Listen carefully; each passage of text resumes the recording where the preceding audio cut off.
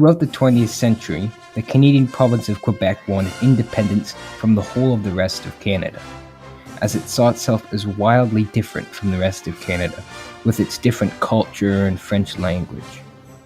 In the 1960s, this broke out into the Quiet Revolution, and one particular Quebec independence group would stick out. The Front de Libération de Québec, or FLQ, was a communist Quebec nationalist group based primarily in Montreal. The FLQ has multiple parts to it, such as the Rousseau de Résistance and a sister organization, the Comité de Libération Nationale, but I refer to them all as the FLQ for simplicity.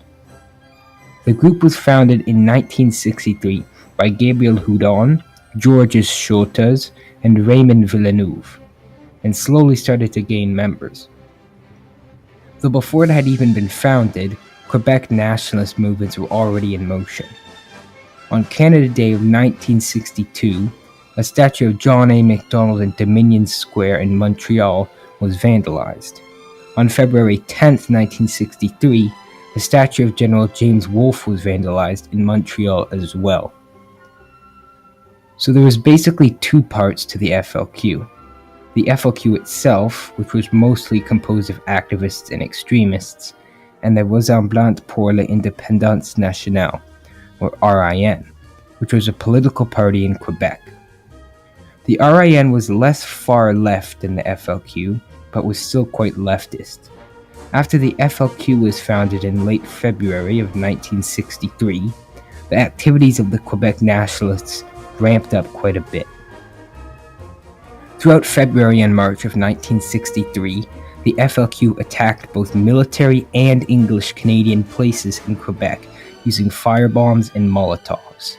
A few more statues had been vandalized as well. On April 1st, a federal tax building and Montreal Central Station were bombed. Nobody was killed though.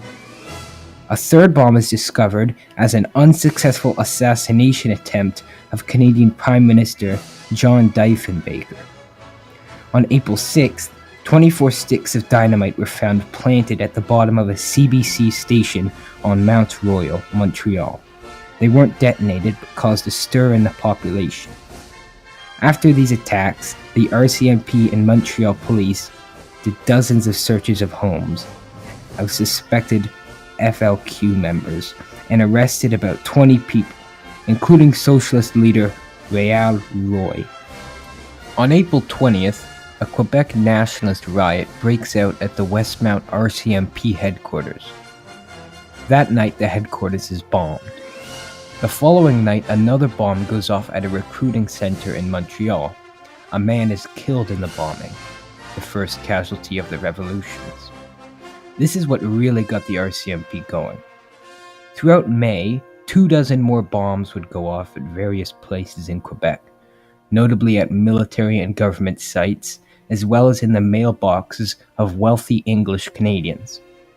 Nobody died, but a Canadian Army sergeant had his arm blown off and was paralyzed for life. In June, though, 24 members of the FLQ were arrested. Over the next few months, many more bombs were blown throughout Quebec, not killing anyone though. The FLQ goes on robbing sprees, stealing money from banks and homes, radios from radio stations, and dynamite from construction sites. In October, though, Gabriel Houdon and Raymond Villeneuve are arrested. On January 30th of 1964, the FLQ somehow managed to rob a UN military outpost in Montreal, managing to steal a large amount of guns and supplies. 3 weeks later, they rob another military outpost in Shawinigan. A week after that, they successfully rob a Desjardins credit union bank in Shawinigan, stealing a lot of money, and throughout the rest of February and March, bomb more places.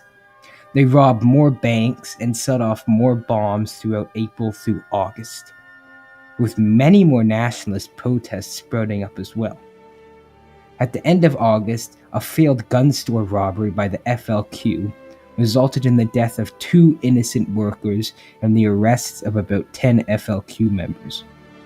Through the rest of the year, more bombs were set off. Throughout 1965 and 1966, over 20 more large bombs are detonated throughout Quebec, leading to the deaths of a 15-year-old FLQ member and a female secretary at a factory. More bombing continues throughout 1967, including the bombing of a city hall and a high school.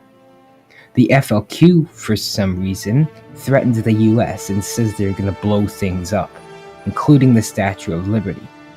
They successfully bombed multiple US consuls and embassies in Quebec before the US urges the Canadian government to do something. Throughout 1968, nothing much happened except bombings too. Although on June 24th, hundreds of Quebecois people rioted and protested as they were for some reason outraged with then Prime Minister Pierre Trudeau. The RIN was also disbanded at this time, making way for the PQ, a political party in Quebec that called for a free Quebec. On February 13, 1969, a large bomb detonated at the Montreal Stock Exchange, injuring 20 people. On May 5th, 2 FLQ members were so angry at the Americans that they decided to hijack a small airliner in New York heading to Miami and divert it to land in Cuba for some reason I don't understand. More violent protests break out throughout Quebec.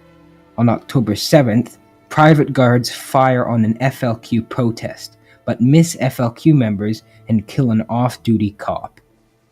By the end of that year, Pierre Trudeau demanded something be done about the FLQ, and something was done. The first half of 1970 is the same, with many bombings and riots. On June 24th, a man is killed by a bomb at the National Defense Headquarters in Ottawa by the FLQ. Nothing else really happens until October, when it really gets real. This is when the October Crisis takes place. On October 5th, British diplomat James R. Cross is kidnapped in Montreal by the FLQ. The FLQ gives a list of demands for the release of Cross, including money, freedom, and reading aloud their manifesto on live radio. A few people think these are reasonable demands. Some even show support by reading the manifesto on their radio show or writing a fair opinion of the FLQ in newspapers over the next few days. But Pierre Trudeau was having none of it. He denied the requests. So on October 10th, the FLQ kidnapped Deputy Premier Pierre Laporte. Negotiations started, but the FLQ said they will not take anything but their demands. On October 12th, Laporte wrote to his wife, telling her that he is well treated and these people are actually nice. But this would be the last time that he would talk to her, as 5 days later he was discovered dead in a car trunk near St. Hubert Airport in Montreal. With a combination of Montreal's finest detectives and the military, 2 months later James Cross was freed, and many FLQ resistance cells were found and many were arrested. The FLQ was still alive though, barely, albeit. It was led by a man named Francois Mario Bacand, who escaped Canadian law enforcement and was living in Paris.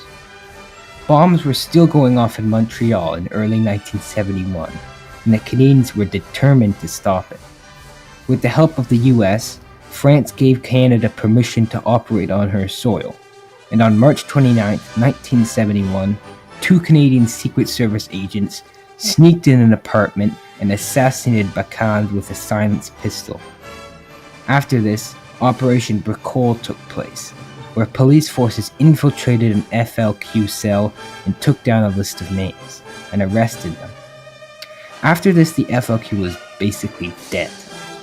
But in 1973, the RCMP supposedly executed Operation Ham, taking info and potentially sabotaging the Quebec nationalist political group PQ.